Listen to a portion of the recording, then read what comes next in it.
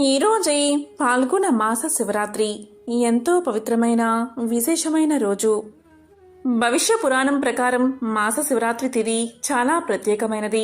ఎందుకంటే మాస శివరాత్రి ప్రతి నెల కృష్ణపక్షం చతుర్థి తిథిన వస్తుంది. ఈ తిథికి అధిపతి శివుడు.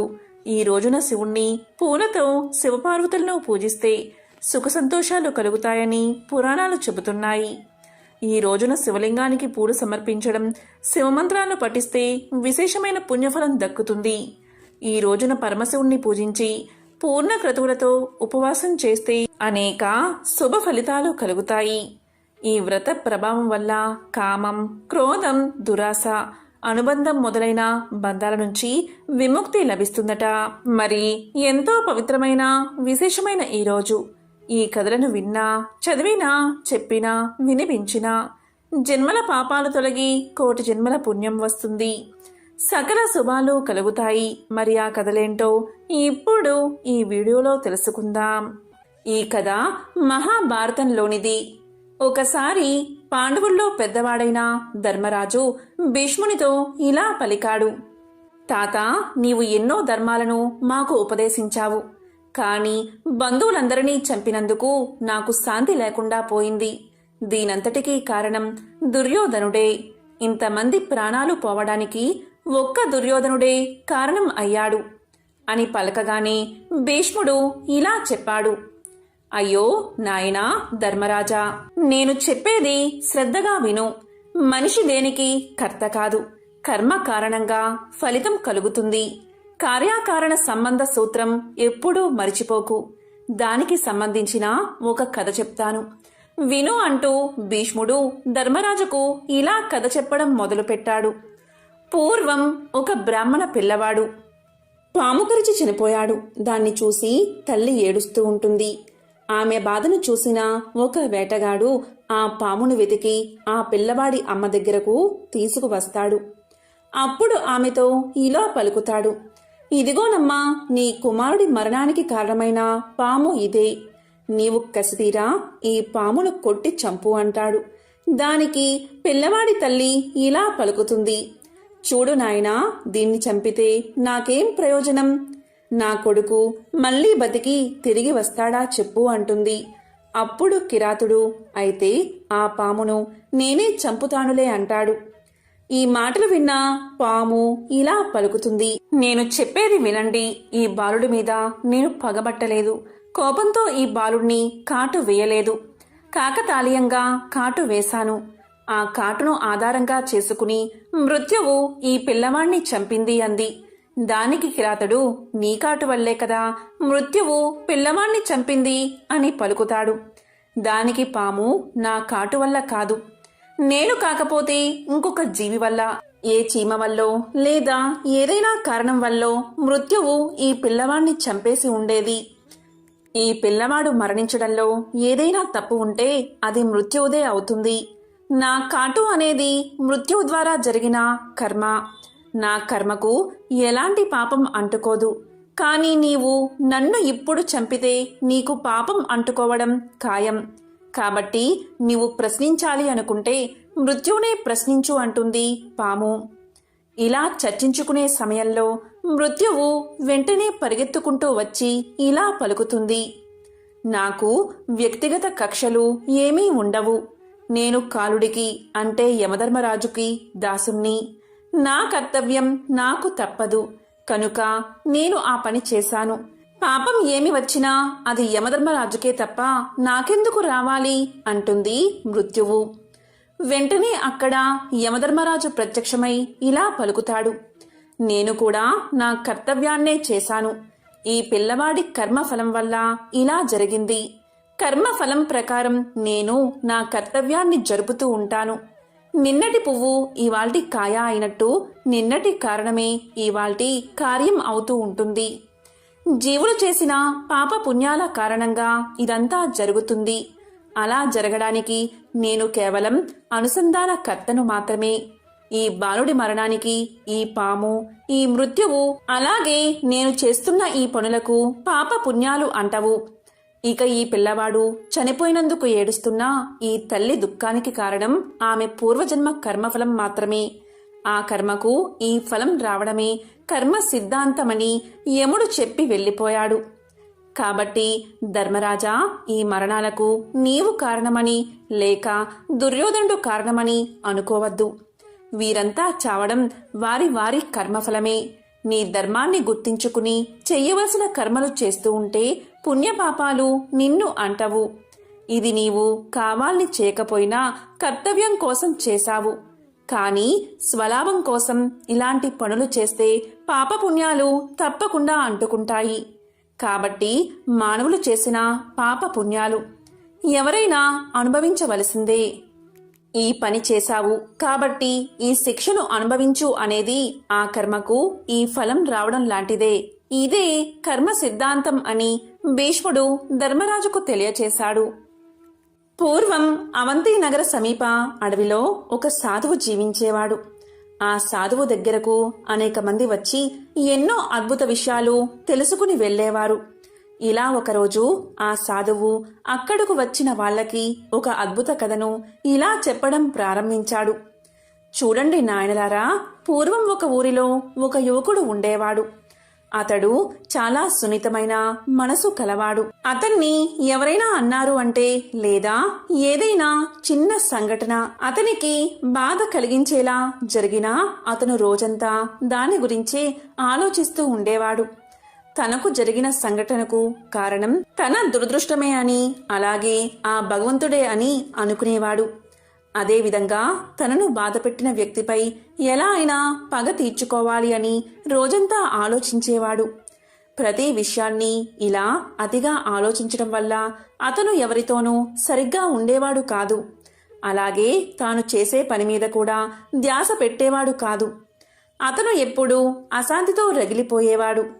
ఈ పరిస్థితి గమనించిన అతని మిత్రుడు ఒకడు అతనికి ఒక సలహా ఇస్తాడు. దగ్గర్లో ఉన్న ఒక ముని ఆశ్రమంలో ఒక గురువు ఉన్నాడని, అతన్ని కలిస్తే నీ సమస్యకు ఏదో ఒక పరిష్కారం చూపిస్తాడని స్నేహితుడు చెబుతాడు. ఇక ఆ యువకుడు ఆ ఆశ్రమానికి వెళ్లి గురువుగారిని కలిసి తాను ఎలా అయితే ఒక విషయం గురించి పదే పదే ఆలోచిస్తాడో ఆ గురువుకు వివరించి చెప్తాడు. ఆ యువకుడి సమస్యను విన్న ఆ గురువు ఏమీ మాట్లాడకుండా ఆశ్రమం లోపలికి వెళ్లిపోతాడు. ఆ గురువు ఏమీ మాట్లాడకుండా లోపలికి వెళ్లడంతో ఆ యువకుడు ఆశ్చర్యపోతాడు. ఆ యువకుడికి ఏం చెయ్యాలో అర్థం కాక అలాగే నుంచునిపోతాడు. కొంత సమయం తర్వాత ఆ ఆశ్రమ గురువు నీళ్లు ఉన్న ఒక చిన్న మట్టి పాత్రతో బయటకు వస్తాడు. బయటకు వచ్చి ఆ యువకుడి ముందు నిల్చుని ఉంటాడు. ఇలా పలుకుతాడు, నాయనా, ఈ పాత్ర యొక్క బరువు ఎంత ఉంటుంది అని అడుగుతాడు. దానికి ఆ యువకుడు, స్వామి, నేను ఖచ్చితంగా చెప్పలేను, కానీ దీని బరువు చాలా తక్కువ ఉంటుంది అంటాడు. దానికి గురువుగారు ఇలా పలుకుతారు, ఇలా చూడు, నేను కాసేపు ఇలాగే ఈ పాత్రను పట్టుకుని ఇలాగే ఉంటే ఏమవుతుంది అని అడగగా యువకుడు ఏమీ కాదు స్వామి అని పలుకుతాడు. మళ్ళీ గురువుగారు ఇలా అడుగుతారు, సరే, ఒకవేళ నేను ఇలాగే 1 గంటసేపు ఈ పాత్రను పట్టుకుని ఉంటే ఏమవుతుంది అంటాడు. దానికి యువకుడు, స్వామి, అప్పుడు మీ చేతులు నొప్పి పుడతాయి అంటాడు. దానికి గురువుగారు, అయితే చూడు, ఒకవేళ నేను ఈ పాత్రను రోజంతా ఇలాగే పట్టుకుని ఉంటే అప్పుడు ఏమవుతుంది అని అడుగుతాడు. దానికి ఆ యువకుడు ఇలా చెప్తాడు, స్వామి, అప్పుడు మీరు భరించలేనంత నొప్పితో బాధపడతారు. మీరు ఏ పని చేయకుండా పోవచ్చు కూడా అంటాడు. అప్పుడు గురువుగారు, మంచిది నాయనా, నేను ఇంతసేపు మోసిన ఈ పాత్ర యొక్క బరువు పెరిగిందా అని అడుగుతాడు. దానికి ఆ యువకుడు, లేదు, పెరగలేదు అని సమాధానం చెప్తాడు. అప్పుడు గురువుగారు ఇలా పలుకుతారు, మరి అలాంటప్పుడు నా చెయ్యికి భరించలేనంత నొప్పి ఎందుకు కలుగుతుంది అని అడగగా యువకుడు, స్వామి, మీరు చాలాసేపు పట్టుకుని ఉన్నారు కదా, అందుకే మీకు నొప్పి కలుగుతుంది అంటాడు. అప్పుడు గురువుగారు, మరి నాకు నొప్పి కలగకుండా ఉండాలంటే నేనేం చెయ్యాలి అని అడుగుతాడు. దానికి ఆ యువకుడు ఇలా చెప్తాడు, ఆ పాత్రను కింద పెట్టేయండి అంటాడు. అప్పుడు గురువుగారు, అవును, నీవు చెప్పింది నిజమే, మన జీవితంలోని సమస్యలు కూడా ఇలాగే ఉంటాయి. మనకున్న సమస్యల గురించి కొంతసేపు ఆలోచిస్తే ఏమీ కాదు, కానీ ఎక్కువసేపు ఆలోచిస్తే మనల్నే బాధపడతాయి. అదే పనిగా వాటి గురించి ఆలోచిస్తే మనలో భయాన్ని మరియు అశాంతిని కలిగిస్తాయి అని సమాధానం చెప్పారు.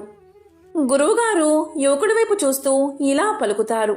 చూడు నాయనా, మన జీవితంలో జరిగిన సంఘటనలను, మనం చేసిన పొరపాట్ల గురించి ఆలోచించడం ముఖ్యమే, కానీ అంతకంటే ముఖ్యమైనది ఏంటి అంటే వాటి నుండి పాఠాలు నేర్చుకుని ముందుకు సాగడమే. అదే పనిగా ఒకే విషయం గురించి ఆలోచిస్తే ఆ మట్టి పాత్రలాగా జరిగిన సంఘటనలు మనకి బాధను కలిగిస్తాయి. నీవు గతం గురించి ఆలోచిస్తూ కూర్చుంటే ఈరోజు నీవు చేయవలసిన పని జారిపోతుంది. ఆ తర్వాత నీవు భవిష్యత్తులో బాధపడవలసి ఉంటుంది. నీవు భవిష్యత్తులో ఎలా ఉండాలి అనుకుంటున్నావో అలా ఉండడానికి ఈ రోజు నుంచే ప్రయత్నం చెయ్యి. నీవు గతంలో చేసిన పొరపాట్లను మళ్లీ చేయకుండా ఉండు. నీవు బాధపడ్డం మానేసి ఈ రోజు చేసే పనుల గురించి ఆలోచించు. ఎందుకంటే బాధ అనేది మనిషిని మరణం వరకు తీసుకు వెళ్ళగలదు. కాబట్టి నిన్ను ఎవరైనా అవమానించినా, పరిస్థితులు అలా వచ్చినా దాన్ని మట్టి పాత్ర కింద పెట్టినట్లుగా మర్చిపో. నీ గమ్యం చేరే దిశగా ముందుకు సాగిపో. జరిగిన అవమానం గురించి ఆలోచిస్తే నీకు భవిష్యత్తు ఉండదు. జీవితంలో పగ తీర్చుకోవాలి అని ఎప్పుడూ అనుకోకు. అదంతా భగవంతుడే చూసుకుంటాడు. నవ్వుతూ నీ గమ్యాన్ని చేరే దిశగా సాగిపో అని ఆ గురువుగారు యువకుడికి చెప్పినట్లు సాధువు కథ ద్వారా అక్కడ వారికి చెప్పగానే వారంతా ఎంతో సంతోషించారు. ఒక మంచి విషయం నేర్చుకున్నందుకు అందరూ ఎంతో సంతోషించి సాధువుకు ధన్యవాదాలు పలికారు. ఎంతో విశేషమైన ఈ అధిక శ్రావణ అమావాస్య రోజు మహాశివుడి మహత్యాన్ని తెలిపే స్కంద పురాణంలోని ఒక విశేషమైన కథను ఇప్పుడు విందాం. పూర్వకాలంలో అవంతి అనే ఒక పట్టణం ఉండేది. ఆ పట్టణంలో నంది అనే పేరుగల శివభక్తుడు ఉండేవాడు. అతను మిక్కిలి ధనవంతుడు. ఎంతటి ధనవంతుడైనా శివభక్తి విడువక ఎంతో భక్తి శ్రద్ధలతో నిత్యం శివారాధన చేసేవాడు. ఆ పట్టణానికి తూర్పు దిక్కున ఒక అడవి ఉంది. ఆ అడవిలో ఒక శివలింగం వెలిసింది. అది గమనించిన నంది అక్కడ గుడి కట్టాలని నిర్ణయించుకున్నాడు. అదీ కాక అతని దగ్గర చాలా ధనం కూడా ఉంది. ఎవరి సహాయం అవసరం లేకుండానే దేవాలయాన్ని నిర్మించి నిత్యం పంచామృతాలతోనూ, పుష్పాలతోనూ, సువర్ణాభిషేకాలతోనూ మంత్రపూర్వకంగా ఆ మహాశివయ్యను పూజిస్తూ ఉండేవాడు. ఇలా చాలా రోజులు గడిచిపోయాయి. ఈ విధంగా నంది ప్రతిరోజు ఆ గుడిలోని శివలింగానికి పూజలు చేస్తూ ఉండేవాడు. ఇలా ఉండగా ఒకరోజు ఆ పట్టణానికి దగ్గరలో ఒక గ్రామంలో నివసించే వేటగాడు తన కుల వృత్తి ప్రకారం పక్షి వేటకై బయలుదేరి అడవిలోకి ప్రవేశించాడు. అలా అడవిలో కొంత సమయం తిరిగి వేట ముగించుకుని అలసిపోయి ఇంటికి వెళ్లే మార్గంలో అడవిలో ఉన్న శివాలయాన్ని చూశాడు. వెంటనే శివాలయంలోకి ప్రవేశించాడు. అక్కడ గుడిలోకి వెళ్లి శివలింగాన్ని చూసిన వెంటనే ఆ కిరాతకుడికి ఏదో తెలియని భక్తిభావం కలిగింది. ఈ విధంగా శివలింగానికి పూజ చెయ్యాలి అనే బుద్ధి పుట్టింది.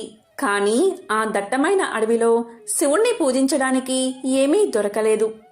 అన్నిటికీ భగవంతుడే ఉన్నాడని నమ్మకంతో దగ్గరలో ఉన్న సరస్సు దగ్గరకు వెళ్లి నోట్లోకి కొన్ని నీళ్లు తీసుకుని పుక్కిట పట్టి అక్కడున్న మారేడు ఆకులను కొన్ని తీసుకుని ఆలయంలోకి ప్రవేశించాడు. ఇంతకు పూర్వమే ఉదయం నంది అనే శివభక్తుడు శివలింగానికి పూజ చేసి ఉన్నందున ఆ శివలింగంపై రత్నాలు, పుష్పాలు ఉన్నాయి. వాటిని అవతలకు పారవేసి తన నోట్లో ఉన్న నీటిని అభిషేకానికి వినియోగించి తాను తెచ్చిన మారేడు ఆకులతో శివలింగాన్ని పూజించి తాను వేటాడిన పక్షి మాంసాన్ని శివయ్యకు నివేదించి ఎంతో భక్తితో ఆ శివలింగాన్ని ఆలింగనం చేసుకుని ప్రదక్షిణలు చేసి నమస్కారం చేసి కొంతసేపు ధ్యానించిన తర్వాత తన నివాసానికి వెళ్లిపోయాడు. తర్వాత రోజు ఎప్పటిలాగే నంది శివలింగానికి పూజ చేయడానికి అక్కడకు చేరుకున్నాడు. తనతో పాటు ఒక బ్రాహ్మణుని కూడా తీసుకువచ్చాడు. వారిద్దరూ గుడిలోకి ప్రవేశించి చూడగా అంతా అపరిశుభ్రంగా ఉంది. ఎవరు ఇలా చేశారు అని నంది ఎంతో బాధపడి ఆ స్థలాన్ని శుద్ధి చేశాడు. తరువాత యథావిధిగా తన పూజ ముగించుకుని తన గృహానికి వెళ్ళిపోయాడు. ఆయన వెళ్ళిన కొంతసేపటికి వేటగాడు ఆలయంలోకి వచ్చి తాను ఇదివరకు పూజించినట్లే పూజించి తన గృహానికి వెళ్ళిపోయాడు. మరుసటి రోజు మళ్ళీ నంది వచ్చేసరికి మళ్ళీ అపరిశుభ్రంగా ఉంది. ఇదంతా చూసిన నంది ప్రతిరోజు ఇలా ఉంటే కష్టమని భావించి బ్రాహ్మణునితో చర్చించి గుడిని ఎవరో అపరిశుభ్రం చేస్తున్నారని తలచి గుడిలో ఉన్న శివలింగాన్ని నెత్తిమీద పెట్టుకుని తన గృహానికి తీసుకుపోయి తన ఇంట్లో పూజలు చేయడం మొదలుపెట్టాడు. శివలింగం తీసుకుపోయినంత మాత్రాన సర్వవ్యాప్తుడైన శివుడు అక్కడ లేకుండా పోతాడా?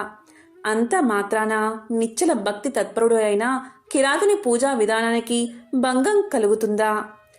ఎప్పటిలాగే మధ్యాహ్నం అయ్యేసరికి కిరాతుడు శివారాధనకై గుడికి చేరుకున్నాడు. కాని అతను గుడిలోకి వెళ్లి చూసేసరికి అక్కడ శివలింగం కనిపించలేదు. ఆ క్షణమే కిరాతుడు విచారం చెంది ఏడవడం మొదలుపెట్టాడు. అలా ఏడుస్తూ అతను తన 2 చేతుల్లో జోడించి ఇలా పలికాడు: స్వామి, నేను కేవలం నీ కుమారుడు లాంటి వాడిని. నిన్ను ఎలా పూజించాలో నాకు తెలియదు. రత్నాలతో పూజించడానికి నేను పేదవాడిని. పువ్వులతో పూజించడానికి నా దగ్గర పువ్వులు లేవు. నా హృదయం అనే పువ్వునే నీకు అర్పించి పూజిస్తున్నాను. నా పూజా విధానంలో ఏదైనా తప్పు ఉంటే నన్ను మందలించు. అంతేకాని నీవు ఇలా కనిపించకుండా ఉండడం తగదు. సదాశివ, నీవే కనిపించకుండా ఉంటే నాకు ఈ లోకంతో పనే లేదు. నీ కుమారుడిపై కోపగించడం నీకు తగదు. స్వామి, ఎప్పటిలాగే ఇక్కడ కనిపించి నా పూజ స్వీకరించు. నన్ను మన్నించు. నేను నిన్ను పూజిద్దామని ఇక్కడకు చేరుకున్నాను. కానీ నాకు కనిపించకుండా ఉండడం భావ్యమా? నీవు నాకు కనిపించకపోతే ఇక్కడే నీ ఎదుట నా ప్రాణాలు విడిచిపెడతాను అని అనేక విధాలుగా ప్రార్థించాడు. కాని ఆ పరమేశ్వరుడు సాక్షాత్కరించలేదు. ఈ విధంగా మరికొంతసేపు వేడుకున్నాడు. అప్పుడు ఎంతో భక్తిపరుడైన ఆ కిరాతుడు తన జీవితంపై విరక్తి చెంది ఇక ఈ జన్మ నాకు అవసరం లేదని భావించి హరహర అంటూ శివనామస్మరణ చేస్తూ తన దగ్గర ఉన్న కత్తితో ఒక్క వేటున తన శిరస్సును ఖండించుకున్నాడు. వెంటనే అతనికి తలను అతికించడానికి కైలాసం నుంచి పరమేశ్వరుడు ప్రత్యక్షమయ్యాడు. అప్పుడు దివి నుండి దేవదుందువులు మోగాయి, పూలవానలు కురిశాయి. బ్రహ్మాది సకల దేవతలు మహేశ్వరుణ్ణి కీర్తించారు. నారదుడు శివగీతాలను పాడుతూ నృత్యం చేస్తూ వచ్చాడు. ఈ విధంగా ప్రకృతి అంతా ఎంతో రమణీయంగా మారింది. దానితో శివభక్తుడైన నంది భక్త శిఖామణియగు కిరాతుణ్ణి చూడడానికి గుడిలోకి ప్రవేశించాడు. అతను గుడిలోకి రాగానే పరమేశ్వరుడి ముందు చేతులు కట్టుకుని నిల్చున్న కిరాతుడు అతనికి కనిపించాడు. మరుక్షణమే నంది తన అవివేకానికి సిగ్గుపడి సదాశివ అని శివుణ్ణి అనేకసార్లు భక్తితో ధ్యానించి ఎంతో సంతోషంతో వేటగాన్ని కౌగలించుకుని, అన్నా, నీ మూలంగా నా జన్మ తరించింది. ఇది వరకు కేవలం నిన్ను మూర్ఖుడివి అనుకున్నాను. నన్ను క్షమించు. అసలు నిజమైన భక్తుడు అంటే నీవే అని కీర్తించాడు. అప్పుడు మహాశివుడు నందిని చూసి, ఓ నంది, నీవు కూడా నాకు నచ్చిన భక్తుడవే. మీ ఇద్దరూ కూడా సూర్యచంద్రులు ఉన్నంత వరకు నా వద్దనే ఉండాలి అని పలికి ఆ మహాశివుడు వారిద్దరినీ తీసుకుని కైలాసానికి వెళ్లిపోయాడు. త్రిలోక సంచారి అయిన నారద మునికి ప్రతిదీ తెలుసుకోవాలనే ఆతృత ఉంటుంది. ఇది మనందరికీ తెలిసిన విషయమే. అదేవిధంగా నారదముని ఒకసారి ఆతృతగా లక్ష్మీదేవిని ఇలా అడుగుతాడు: అమ్మా లక్ష్మీదేవి, మీరెప్పుడూ కూడా విష్ణుమూర్తి పాదాలను ఎందుకు నొక్కుతారు అని అడుగుతాడు. దానికి లక్ష్మీదేవి ఇలా సమాధానం చెప్తుంది: మానవుల నుండి భగవంతుడి వరకు గ్రహాలన్నీ తన్ను ప్రభావితం చేస్తాయని లక్ష్మీదేవి సమాధానం చెప్తుంది. ఈ గ్రహాల చెడు ప్రభావం శ్రీహరి పాదాలను నొక్కడం ద్వారా ముగుస్తుంది. కాబట్టి ఆమె తన శ్రీహరి పాదాలను నొక్కుతుంది అని సమాధానం చెప్తుంది. ఒక మహిళ చేతిలో దేవతల సర్వోన్నతుడైన బృహస్పతి నివసిస్తాడు. రాక్షసుల గురువు శుక్రాచార్యుడు మనుషుల పాదాలలో నివాసముంటాడు. భార్య తన భర్త పాదాలను నొక్కినప్పుడు గ్రహాల యొక్క చెడు ప్రభావాలను నివారించడంతో పాటు సంపద కూడా వృద్ధి అవుతుందని, లక్ష్మీదేవి విష్ణు పాదాలను నొక్కడానికి కారణమని ఆమె ఎంతో సులువుగా నారదుడికి సమాధానం చెప్తుంది. లక్ష్మీదేవి ఐశ్వర్యానికి దేవత, జ్యేష్ఠాదేవి దారిద్ర్య దేవత. ఒకసారి వీరిద్దరికీ ఒక చిన్న అనుమానం వచ్చింది. ఆ అనుమానం ఏంటి అంటే తమలో ఎవరు చాలా అందంగా ఉన్నారో అని. ఈ విషయమై వీరిద్దరూ వాదించుకుంటూ ఉండగా వారికి ఎదురుగా ఒక వ్యాపారి వస్తూ కనిపించాడు. ఇక వాదించడం ఆపేసి ఆ వ్యాపారిని అడిగి నిజం తెలుసుకోవాలి అనుకున్నారు అక్కా చెల్లెళ్ళు. అలా అనుకున్నదే తడువుగా జ్యేష్ఠాదేవి లక్ష్మీదేవిలు అతడి ముందుకు వెళ్లి నిల్చున్నారు. తామిద్దరం ఎవరమో కూడా అతడికి వివరించి చెప్పారు. ఐశ్వర్య దేవత లక్ష్మీదేవి, దారిద్ర్య దేవత జ్యేష్ఠాదేవి ఇద్దరూ ప్రత్యక్షమై కనిపించి అలా అడిగేసరికి ఆ వ్యాపారికి నోట మాట రాలేదు. ఇద్దరూ ఒకేసారి కనిపించినందుకు సంతోషించాలో లేక బాధపడాలో కూడా అతనికి అర్థం కాలేదు. విషయమంతా విన్నా ఆ వ్యాపారి భయంతో వణికిపోయాడు. ఇద్దరిలోనూ లక్ష్మీదేవే అందమైనదని అతనికి తెలుసు. అయితే నిజాన్ని చెబితే జ్యేష్ఠాదేవికి కోపం వస్తుంది. ఆమెకు కోపం వస్తే తనను ఇంకా పేదవాడిని చేస్తుందని తెలుసు. ఇక లక్ష్మీదేవి అందంగా లేదని చెబితే ఆమెకు కోపం వస్తుంది. ఆమెకు కోపం వస్తే తనకున్న ఈ మాత్రం సంపదను కూడా లేకుండా చేసేస్తుంది. ఏం చేసేది భగవంతుడా అంటూ తలపట్టుకున్నాడు. ఇంతలో ఆ వ్యాపారికి ఒక మెరుపులాంటి ఆలోచన వచ్చింది. ఏదైతే అది అయిందని మనసుకు సర్ది చెప్పుకున్న ఆ వ్యాపారి ఆ దేవతలిద్దరికీ నమస్కారం చేశాడు. వెంటనే ఆ వ్యాపారి ఇలా చెప్పాడు. అమ్మా, ఓ మహాలక్ష్మి, నువ్వు ఇంట్లోకి వస్తున్నప్పుడు నీ అంత అందమైన స్త్రీ భూలోకంలో కాని స్వర్గలోకంలో కాని ఎవరూ ఉండరు అని చెప్పాడు.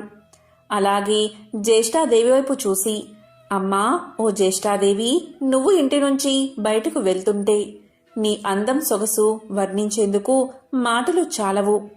ఆ సమయంలో నీ అందాన్ని ఎవరితోనూ పోల్చలేమో అని సమాధానం చెప్పాడు. ఆ వ్యాపారి ఎవరి మనసులో నొప్పించని విధంగా చెప్పిన తీరు జ్యేష్ఠాదేవి లక్ష్మీదేవులను సంతృప్తిపరిచింది.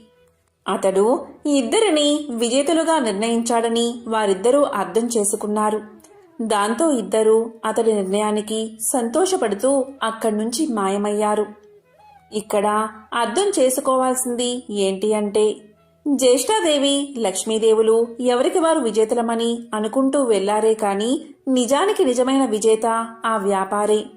ఎందుకంటే అతడు ఐశ్వర్య దేవత అయిన లక్ష్మీదేవి అభిమానాన్ని పొందడమే కాదు, లక్ష్మీదేవి బద్ధ శత్రువైన జ్యేష్ఠాదేవిని సైతం సంతృప్తిపరిచాడు.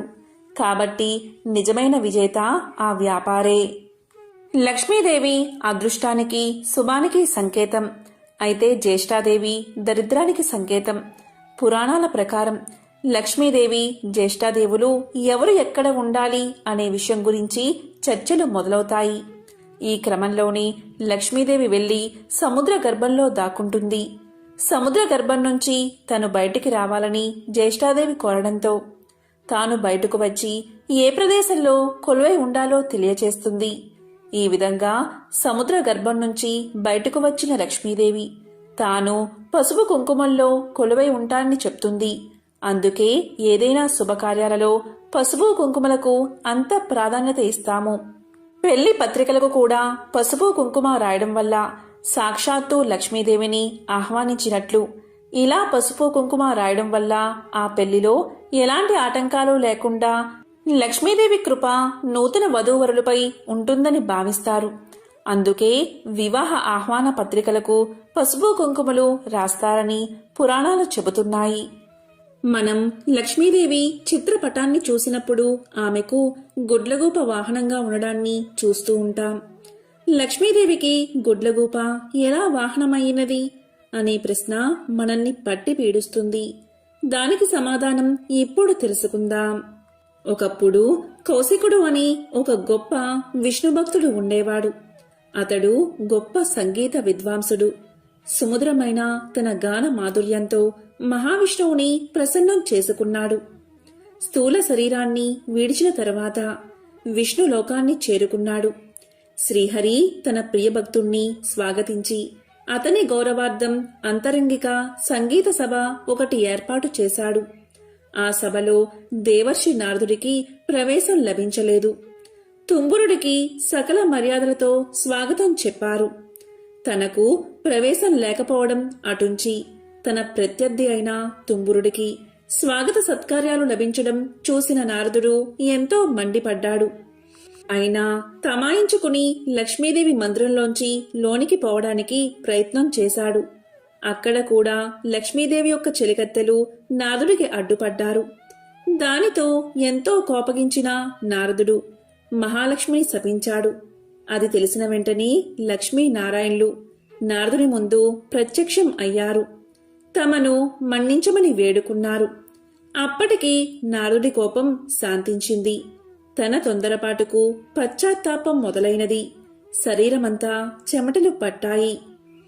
కీలరిగి వాత పెట్టడం బాగా తెలిసిన నారాయణుడు చేసిన దానికి సిగ్గుపడుతున్న నారదుణ్ణి చూసి ఇలా పలికాడు. నారదా, నీ కోపం కారణం నాకు తెలుసు. నిజానికి భక్తి జ్ఞానములయందు శీలవత్తములయందు తుంబురుడు నీకన్నా కపటి కాడు, గర్విష్ఠుడు కాడు. కపట భక్తిని ప్రదర్శించేవారు ఎన్ని తీర్థాలు సేవించినప్పటికీ వ్యర్థం. భక్తి శ్రద్ధలతో నన్ను కొలిచేవారికి అవశ్యం వశుడనే. సంగీతం చేత నన్ను చేరవచ్చునని చాటి చెప్పడానికే కౌశిక తుంబురను నేను సత్కరించాను. నీ శాపానికి ఏమీ బాధపడకు, లోకహితమే జరుగుతుంది, చింతించవద్దు అని చెప్పాడు నారాయణుడు. నారదునికి అప్పటికి జ్ఞానోదయమైనది. ఓ దేవదేవా, నా తప్పుళ్ళు క్షమించు. అవివేకి వలె ప్రవర్తించాను, నన్ను కాపాడు. తుంబురా, కౌశికుల వలె సంగీతంలో మేటినైతే ఇంతటి విపరీతం జరిగి ఉండేది కాదు కదా అంటూ కట్టెలు తెంచుకుని ప్రవహిస్తున్న కన్నీటి వరద మధ్య నారదుడు నారాయణుడి పాదాల మీద పడ్డాడు. భక్తుని పశ్చాత్తాపం భగవంతుడి హృదయాన్ని కరిగించింది. తన దివ్య హస్తాలతో నారదుణ్ణి పైకి లేపాడు నారాయణుడు. ధైర్యాన్ని చెప్పాడు. సంగీతం నేర్చుకోవాలన్న కుతూహలం నిజంగా ఉంటే తాను చెప్పినట్లు చెయ్యమన్నాడు. ఉత్తరాన మానస సరోవరానికి అవతల ఒక పర్వత శిఖరముంది. దానిమీద ఒక దివాంతం ఉంది. ఆ ఉలూకాపతికి శుశ్రూష చేసి సంగీతంలో మేటివి కమ్మని దీవించాడు నారాయణుడు. దీంతో నారదుడు శ్రీమన్నారాయణుడికి కృతజ్ఞతలు ప్రకటిస్తూ చేతులు జోడించిన నారదుడు సెలవు పుచ్చుకున్నాడు. వెంటనే మనోవేగంతో మానస సరోవరం చేరుకున్నాడు. కమ్మని సంగీతం అస్పష్టంగా వినిపిస్తుంది. తెరలు తెరలుగా వస్తున్న ఆ గాన మాధుర్యాన్ని పట్టుకుని ఆవలగిరి శిఖరం చేరాడు నారదుడు. గంధర్వ, కిన్నెర, కింపురుష, అప్సరసాదులెందరో అక్కడ సంగీతాభ్యాసం చేస్తున్నారు.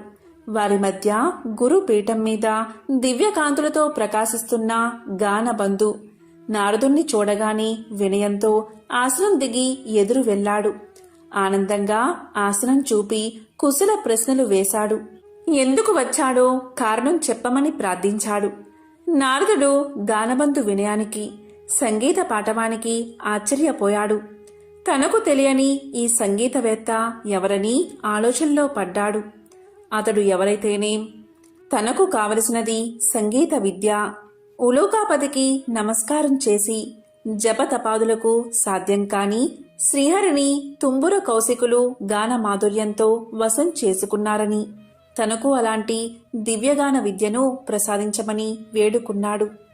గానబంధు అంటే ఉలూకాపతి. నారదుడి ఆంతర్యం గ్రహించి ముందు తానెవరో వివరించసాగాడు. ఓ నారద మహర్షి, నేను చెప్పేది శ్రద్ధగా వినండి. పూర్వం భువనేశుడు అనే రాజు ఉండేవాడు. అతడు చాలా జాలిగుండె కలవాడు, ధర్మవర్తనుడు. సంప్రదాయానుసారం ధర్మకార్యాలన్నీ క్రమం తప్పకుండా నిర్వహించేవాడు. అటువంటి ఉత్తమ పాలకుడు సంగీతాన్ని మాత్రం నిషేధించాడు. ఎవరైనా గానాలాపన చేస్తే మరణశిక్ష విధించమని మంత్రులకు తెలియచేశాడు. భగవంతుణ్ణి కూడా భక్తి గీతాలతో స్తుతించకూడదని చాటింపు వేయించాడు. ఒకరోజు హరిమిత్రుడు అనే భక్తుడు రాజు ఆజ్ఞను మర్చిపోయి భగవంతుణ్ణి కీర్తిస్తూ గానం చేశాడు. ఆ గాన మాధుర్యంలో మునిగిపోయిన ప్రజలు కూడా పాడకూడదు అన్న విషయాన్ని మర్చిపోయారు. వెంటనే రాజభటులు వచ్చారు. హరిమిత్రుణ్ణి రాజు ముందు నిలబెట్టారు. రాజు ఆలోచించాడు. పాడినవాడు బ్రాహ్మణుడు. బ్రహ్మహత్య మహాపాపం. మరణశిక్షతో సమానమైనది రాజ్య బహిష్కరణ. ఇలా ఆలోచించి హరిమిత్రుడి సంపదనంతా స్వాధీనం చేసుకుని రాజ్యం నుంచి వెళ్ళగొట్టాడు రాజు. కాలచక్రం తిరగడం మానదు కదా. కొంతకాలానికి రాజు మరణించాడు. పుట్టిన ప్రతి ప్రాణి గిట్టక తప్పదు. అలాగే గిట్టిన ప్రాణి కూడా పుట్టక తప్పదు. నరుడిగా మరణించిన రాజు గుడ్లగూపగా జన్మించాడు. దివాంద జన్మ కాబట్టి రాత్రులందే ఆహారం సంపాదించుకోవాలి. తిండి ఒక సమస్యగా తయారైనది. పురాకృత దోష ఫలితం కాబోలు. ఒకసారి 4 రోజులైనా ఆహారం దొరకలేదు. ఆకలి దుర్లభమైపోయినది. చివరికి మరణాన్ని ఆహ్వానించాడు. అతడు పూర్వజన్మలో చేసుకున్న సుకృతం వల్ల మరణదేవత యమధర్మరాజు వచ్చి ఎదురుగా నిలబడ్డాడు. ప్రాణం తీయకుండా ఎదురుగా నిలబడ్డ యముణ్ణి చూసి, ధర్మరాజా, ఎందుకు ఈ విధంగా నన్ను బాధపెడుతున్నావు? నేను గత జన్మలో రాజుగా ప్రజలపై ఎంతవరకు దయాదాక్షిణ్యాలు చూపించాలో అంతవరకు చూపించాను. నీవెందుకు నాపై దయచూపవు అన్నాడు భువనేశుడు. దివాంద స్థితికి యమధర్మరాజు ఎంతో జాలిపడ్డాడు. తాను చేసిన తప్పేమిటో తెలియకుండా ఎవరైనా శిక్ష అనుభవించడం ధర్మం కాదు కదా. తెలిసినప్పుడే కదా పశ్చాత్తాపం కలిగేది. అలా ఆలోచించి అసలు విషయం చెప్పాడు యమధర్మరాజు. దివాందమా, నీవు రాజుగా ఉన్నప్పుడు అనేక సత్కార్యాలు చేసిన మాట నిజమే. కాని పరమాత్ముణ్ణి వేద మంత్రాలతో మాత్రమే స్తుతించాలని శాసించడం నీ మూర్ఖత్వం. పరమ పావనమైన సంగీతంతో హరికీర్తన చేసిన హరిమిత్రుణ్ణి శిక్షించిన పాపం తక్కువైంది కాదు కదా. ఆ పాప ఫలితం కొండంతై నీకు లభించిన పుణ్యఫలానికి మించిపోయింది. అదే నేడు నిన్ను పట్టి పీడిస్తుంది. విష్ణు భక్తులకు చేసిన కీడు నీకీ అవస్థ తెచ్చిపెట్టింది. దీని నుంచి బయటపడ్డం ఎవరికీ సాధ్యం కాదు. సమవర్తి చెప్పింది విన్నాక, అంటే యముడు చెప్పింది విన్నాక గాని దివాందానికి తాను చేసిన తప్పేమిటో అర్థం కాలేదు. ఏ మార్గంలో అయినా భగవంతుణ్ణి స్తుతించవచ్చు అనే జ్ఞానం కలిగింది. చేసిన తప్పుకు క్షమించి ఎలా అయినా బయటపడే మార్గం చూపించవని ధర్మదేవత పాదాల మీద పడ్డాడు. దీంతో యముడి హృదయం కూడా ద్రవించింది. ఉలూకరాజా, చేసిన తప్పుకు శిక్ష అనుభవించక తప్పదు. దేనికి మించిన శిక్ష అనుభవించినచో శిక్షాకాలం తగ్గుతుంది. అంగీకరిస్తే ఆ గుహలోనికి రా. అందులో నీ గత జన్మ దేహముంది. అందుండి రోజుకు కొంత మాంసాన్ని చీల్చుకుని భక్షించు. అది పూర్తయిన తర్వాత నీకు శుభం కలుగుతుంది అని దీవించి వెళ్ళిపోయాడు. ఓ మహర్షి, ఆ దురదృష్టవంతుణ్ణి నేనే. ఆ తరువాత నేనొక రోజున నా శవం వద్ద కూర్చుని ఉండగా దివ్య తేజస్వి అయిన ఒక బ్రాహ్మణుడు రథంలో పోతూ నా ముందున్న శవాన్ని చూసి రథాన్ని ఆపాడు.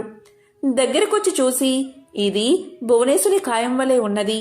ఇది ఇక్కడెలా పడి ఉన్నది? దీన్ని ఈ పక్షి తినడమేమిటి అంటూ ఆశ్చర్యాన్ని ప్రకటించాడు. అప్పటికి నేను ఆ విప్రుణ్ణి గుర్తించాను. అతడు నా చేత బహిష్కరించబడిన హరిమిత్రుడు. వెంటనే అతని పాదాలపై పడి ప్రార్థించాను.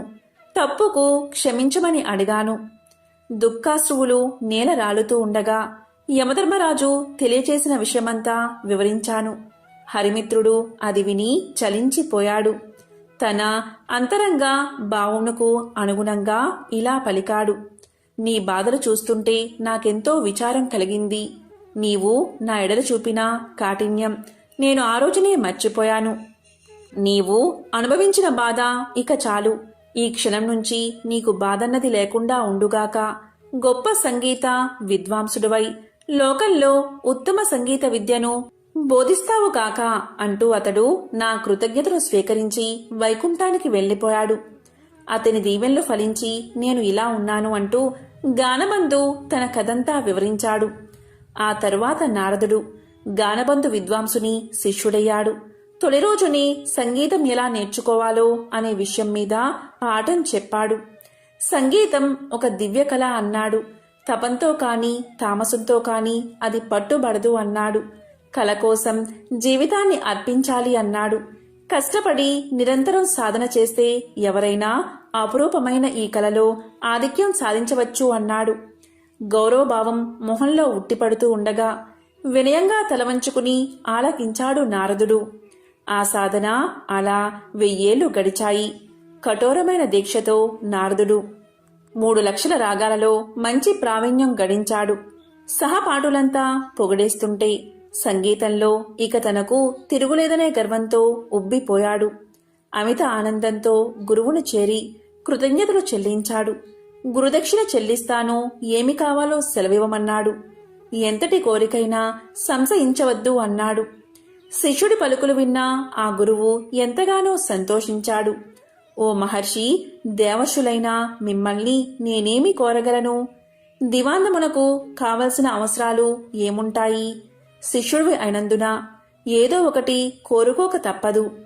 ఈ ధరాతలం నిలిచి ఉండే వరకు సంగీత కళతో పాటు నేను సైతం లోకంలో గుర్తుండేలా వరాన్ని ప్రసాదించు అని తన మనసులోని మాటను బయటపెట్టాడు.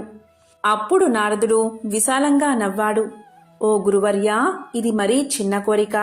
ఈ చిరు కోరిక మీకున్న సంగీత పాండిత్యం తీర్చగలదు.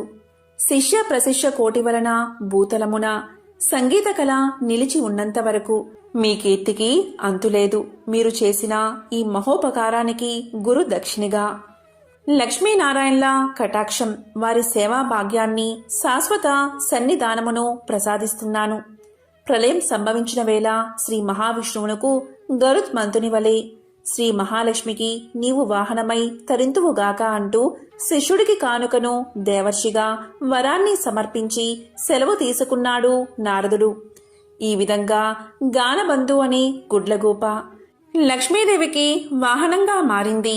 శుక్రవారం రోజు ఎవరైతే ఈ కథలను వింటారో లేక చదువుతారో వారికి శ్రీ మహాలక్ష్మీదేవి యొక్క అనుగ్రహం, కరుణా కటాక్షాలు తప్పకుండా కలుగుతాయి.